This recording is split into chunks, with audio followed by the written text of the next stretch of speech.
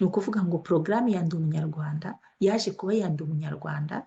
Iyo yari porogaramu ya Bamporiki yo gusabisha abahutu imbabazi ibyaha batakoze n'iby'ababyeyi babo n'iby'abasekuruza babo. Iyo yaje kuba Ndi Umunyarwanda.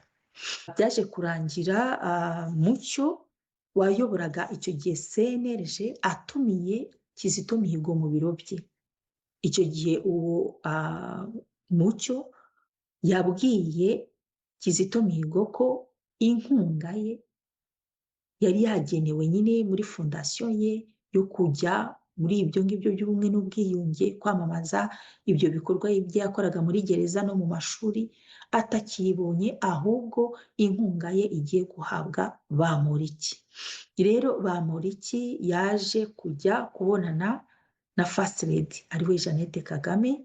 Ibyo bavuganye wenda muraza kubyumva, ariko yavuze yuko proje ye bayibye y'ubwo bumwe n'ubwiyunge igiye kujya kuri proje ya Bamporiki, agiye gukora turune cyangwa kuzenguruka amakomine 15 y'igihugu yamamaza nyine ibyo ngibyo by'uko ari umuhutu wabonye ubwicanyi umuryango we wakoze, atewe isoni no kuba ari umuhutu, kandi buri muhutu wese agomba gupfukama agasaba imbabazi, agashimira FPR ko yamubabariye, kandi akanaterwa isoni ko ari umuhutu, agasabwa gusaba imbabazi mu cyimbo cy'abahutu.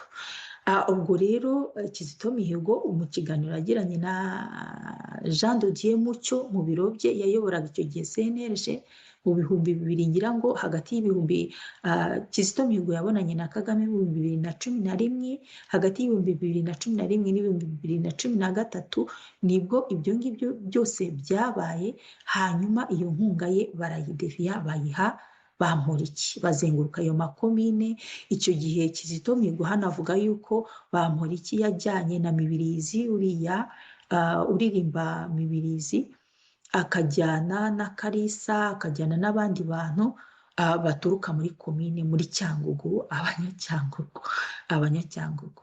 Icyo gihe rero bashoje izo turune cyangwa se uko kuzenguruka bapfukamisha abahutu babasaba gusaba imbabazi, byaje gusozwa n'igitaramo cyari kuba muri Serena Hotel, kigaragaza kihuriweho n'abayobozi bakuru b'ibihugu, abaminisitiri, guverinoma yose, kirimo na Bamporiki n'abo bajene bagiye baturutse muri izo prefecture 15 baza muri Serena Hotel. Icyo gihe icyo gitaramo, cyangwa mbibutse yuko iyo nkunga Bamporiki yahawe yatewe inkunga na Minisiteri y'Urubyiruko ndetse na ICT, igaterwa inkunga na CNLG ubwayo, igaterwa inkunga na Imbuto Foundation ariyo ya Jeannette Kagame. Ni ukuvuga ngo porogaramu ya Ndi Umunyarwanda yaje kuba ya Ndi Umunyarwanda. Iyo yari porogaramu ya Bamporiki yo gusabisha abahutu imbabazi ibyaha batakoze n'iby'ababyeyi babo n'iby'abasekuruza babo. Iyo yaje kuba Ndi Umunyarwanda. Ubwo rero ku itariki ya 30 z'ukwa gatandatu umwaka w'2013 niho habaye igitaramo cya Rurangiza muri Serena Hotel. Cyari kirimo guverinoma, cyari kirimo Jeannette Kagame, cyari kirimo n'abandi bantu banyuranye bo mu nzego za leta, ndetse batumira n'abo bantu bo muri komine 15. Ubwo baje guha rero invitation ngo bayicishije munsi y'urugi, bayihaye Kizito Mihigo. Bamaze kuyimuha yitabira ibyo birori, ariko ngo mu buhamya bwatangagwamo Bamporiki yarateruye nyine avuga ukuntu nyine aterwa isoni no kuba umuhutu, ibyo ngibyo twavuze. Ariko no seulement Bamporiki, hari harimo abandi bayobozi bakuru b'igihugu, harimo Boniface Rucagu, harimo Pierre Damien Habumuremyi wari minisitiri w'intebe, hari harimo Philibert Nsengimana n'abandi bantu b'abakuru b'abahutu bagombaga gusaba imbabazi, basabye imbabazi. Urumva ibyo bintu byahise kuri televiziyo nationale, mwabireba. Ikiganiro cyabaye ku itariki ya 30 z'ukwa gatandatu umwaka w'2013. icyo gihe nyine abaminisitiri benshi bagiye basaba imbabazi, benshi. Ubwo rero byaramujennye cyane ngo ku buryo Kizito Mihigo yatashye muri poze bitarangiye, ibindi akabirebera kuri televiziyo. Ariko ikindi cyagaragaye muri izo evenoma ni uko Madame Jeannette Kagame yabyishimiye cyane, akagira na emotion ukuntu nyine yishimiye yuko abo bahutu bari gupfukama basaba imbabazi y'ibyaha byabo ndetse n'iby'ababyeyi babo, baterwa isoni yuko ari abahutu kandi basaba imbabazi mu cyimbo cy'abanyarwanda. Ndibaza ko mubyibuka ibyo Pierre Damien yahavugiye, Habumuremyi nka minisitiri w'intebe. Ubwo rero muri icyo gihe Kizito Mihigo yaratashye yumvira ibigisigaye kuri televiziyo, ngo icyo gihe yananyweye n'agahiye kugira ngo nyine akarume tension. Ariko yatangajwe n'ikintu kimwe, aho perezida w'igihugu cy'u Rwanda Paul Kagame yavuze ku mugaragaro ibi bikurikira, avuga ngo niba umuntu azica yice utarishe, mu izina ryawe, yice uceceke. hari abandi niba waba bishe, utarishe, ahubwo ngewe mfite ikibazo nawe, ugomba ngewe naba gusaba imbabazi ntari mu mu bishe izina kujya ryawe. gukoresha Ni izina ukuvuga ngo ryanjye ngo niba wowe wice uri umuhutu nakwica utarishe, nawe. hari abandi bahutu bishe, ugomba Yes, gusaba ntabwo imbabazi nakureka. mu izina ryawe. naho ibyindi by'isoni ngo abantu baratinya Kandi aho kuvuga. ngaho niho cyagiye wowe yavuze niba ya utarishe famous ngo disikuru unahaguruka usabira ivuga ngo imbabazi, haguruka usabira abazicwa imbabazi abishe mu izina bitwaje ryawe, izina rye nawe nawe uvuga uti azabica. ntabwo bikwiye kubaho.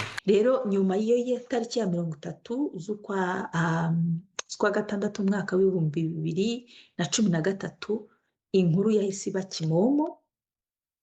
Kagame yari ahari, Jeannette Kagame yari ahari, abayobozi bakuru b'ibihugu b'abahutu basabye imbabazi, niho inkuru yahise iba kimomo. Abayobozi b'uturere hirya no hino mu maperefegitura, abahutu batangira guterwa ipfunwe ko ari abahutu kandi basaba imbabazi mu cyimbo cy'abahutu bakoze ibyaha mu ntambara no muri jenoside muri 1994. Muri abo ngabo harimo François Kanimba wari minisitiri w'ubucuruzi icyo gihe, na Anastase Murekezi wari minisitiri w'umurimo. Mwibaze, minisitiri w'ubucuruzi, minisitiri w'umurimo, na Stanislas Kamanzi wari minisitiri w'umutungo kamere. Rero nyuma y'aho abo bahutu bose batangiye gusaba imbabazi, nibwo Bamporiki yabaye ikirangirire. Ubwo hari mu kwezi kwa gatandatu, mu kwezi kwa 9 hari amatora y'inzego z'ibanze n'amatora y'abadepite. Nibwo yahise aba umudepite, murabizi, nibwo yahise yamamara, nibwo gucukura imisara n'ibyahise byamamara, nibwo yakomeje nyine nyuma yaho nibwo iyi gahunda y'ubumwe n'ubwiyunge, cyangwa se yari kuba iri y'ubumwe n'ubwiyunge, yabaye gahunda y'abahutu bagomba gupfukamira abatutsi, bagomba gusaba imbabazi abanyarwanda. Ubwo niba ari abahutu basaba imbabazi, abandi basigaye ni abatutsi basabaga imbabazi, ndetse n'ibisekuruza byabo bigasaba imbabazi. Ubwo rero iyo kampanye yarahinze irahindira. Ubwo muri icyo gihe Kizito Mihigo nyine bamucisha bugufi, baramuburabuza. Ubwo baratangiza bakora ayo maturune nyine, ariko hagaragayemo icyuho ko Kizito Mihigo atabirimo, cyangwa biri ibintu nyine by'abahutu bajya gusaba imbabazi, ubona ari ibintu wenda bisa nabi. Icyo gihe proje ya Ndi Umunyarwanda isa n'ishaka kubapfubana. Mu kwezi kwa 7 umwaka w'2013 baje abayobozi ba FPR ndetse n'abayobozi bo muri perezidanse ubwabo, baje gushaka Kizito Mihigo ngo aze kwadera cyangwa se aze gusova repokase, cyangwa se aze kuzura iyo gahunda ya Ndi Umunyarwanda. Bari bise Ndi Umunyarwanda yari yapfuye. Ubwo rero abaje kumusura mu biro bya Kizito Mihigo hari harimo Francis Kaboneka wari umudepite muri FPR, harimo na Cecile murumuna wabo wari wakoraga muri sekreteri ya perezidanse by'umwihariko. Ubwo rero baje bamusaba ngo aze gutera inkunga cyangwa se aze gufasha Bamporiki n'abo bahutu bose bajyaga gusaba imbabazi muri iyo gahunda y'abahutu basaba imbabazi bari bise ndi umunyarwanda.